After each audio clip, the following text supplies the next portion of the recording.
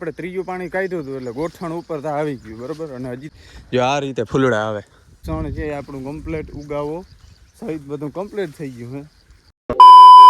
તો જય જવાન જય કિસાન મિત્રો, જય દ્વારકાધીશ. તો ફાઇનલી આપણે ઘણા બધા ગીવ અવે કરે અને આપણે ફાઇનલી વ્યૂ દેખાડવાનો છે. કહેવાનો ખબર આપણા ધંધાનો ભાઈ ધંધીનો કરો નકર તમારો બાપ લોનું લીધેના કારખાના વેચાઈ જાય છે ભાઈ. આ ગીવ અવે વાહે પથારી કરી ગઈ અમુકની જિંદગીની. તો ભાઈ એ જે હોય તે આપણે મૂકીએ બરાબર. તો આપણે ફાઇનલી સણ છે એ કમ્પ્લીટ થવા આવ્યું છે. અને આપણે કીધું કે ચોથું પાણી છે એ આવશે પછી થોડોક સમયમાં ફૂંકાઈ જાય એટલે આપણે રોટાવેટર મારી દેવાનું છે. અને સણ છે એ ચોથા પાણીમાં આપણે છે ગોઠણથી સેજ ઉપર આવી ગયું. અને ફૂલડાની અવસ્થા છે એ હવે ધીરે ધીરે થવા આવી છે. હવે 5-7 દી કે 10 દિવસમાં કમ્પ્લીટ છે ફૂલડા આવી જાય એટલે આપણે એ પહેલાં બધું રોટાવેટર મારી દેવાનું છે. અને આપણે અત્યારે હાલમાં ચોથું પાણી હજી ચાલુ છે બરાબર છે. આપણે હજી પૂરું નથી કર્યું, ચોથું પાણી હવે કાઢ્યું છે. એટલે ચોથું પાણી કઢાઈ જાય 2 દિવસની અંદર એટલે આપણે પછી સણને જે રોટાવેટર મારી દેવાનું. હવે તમને ખાલી હું સણનો નજારો દેખું કેવડું થયું છે બરાબર, જોઈ લ્યો બરાબર. બહુ જોરદાર ને જબરું થઈ ગયું હે બરાબર. આમ તમે જોઈ શકો છો. હવે તમને ખાલી હું આમ દેખાડું કેટલુંક છે એ આમ ગોઠણેથી ઉપર આવ્યું એ બરાબર. હવે તમે ખાલી જોજો કેટલે સણ આવ્યું ને એ બરાબર.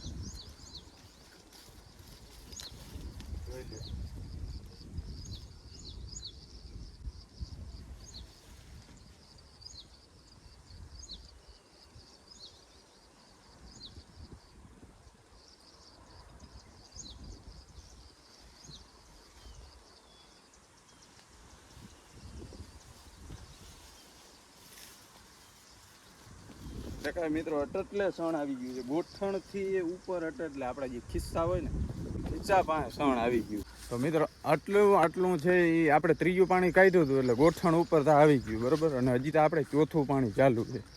અને હું તમને ફૂલડાની વાત કરતો હતો કે ભાઈ ફૂલડા આવશે ત્યારે આપણે છે સણને દહીં નાખવાનું છે. તો ક્યાંક છે ને મને એવું દેખાય છે, હું તમને દેખાડું બરાબર. જો આ રીતે ફૂલડા આવે, જો આ છોટું છે તો જો આમાં તમને દેખાય આવા ફૂલડા આવે બરાબર.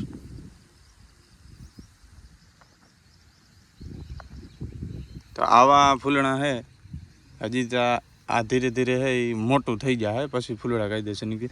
પણ હજી કેમાંય દેખાતું નથી આમ બરાબર. હજી આમાં કેમાંય દેખાતું નથી ફૂલડા એવા.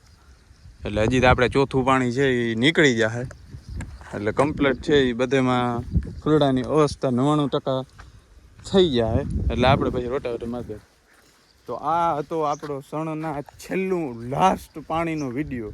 એટલે ફાઇનલી સણ છે આપણું કમ્પ્લીટ ઉગાવો સહિત બધું કમ્પ્લીટ થઈ ગયું છે. હવે આપણે ધવવાનું છે. અને ખાસ હવે આપણે એ જોવાનું છે કે રોટાવેટર આપણે મારીને તો ટૂંકમાં આનો કેવો ચૂરો થાય એ આપણે ખાસ જોવાનું. કેમ કે જો ચૂરો થાય તો જ વાવણામાં તકલીફ ના પડે, નકે તો પછી વળી વાવણામાં દાંતામાં તકલીફ પડે. એટલે આપણે એ જોવાનું છે. અને આપણે જોઈ લઈએ પાણી તમને દેખાડી દઉં ચાલુ છે અહીંયા જોઈ બરાબર. અને આની ડાળી છે એ કંઈક આવી હોય જો આની ડાળ છે ને. હવે તમે જોઈ લો આ ડાળ છે ને ડાયરેક્ટ ભટકી જાય. અહીંથી ભટકાવું ને અહીંથી ભટકી જાય જોઈ લે. ખાલી અડ્યાની વાત બરાબર. ઉપર તો ફૂલ કૂણું હોય, તમે આમ કરો તો થઈ જાય ઓલું જેવું છે. હવે આમ કરતા હોય એટલે મચડાતું જાય. તો આ તો હાથ છે ને ઓલું તો રોટાવેટર. હવે ખાલી જ્યાંક ઉપાડીએ આપણે આ છોટાને નીચે આવડું ગ્રોથ થયું આવું ગ્રોથ થયું હોય કંઈક. પાણીને ધોઈ નાખું સરખું દેખાય બરાબર જોઈ લે.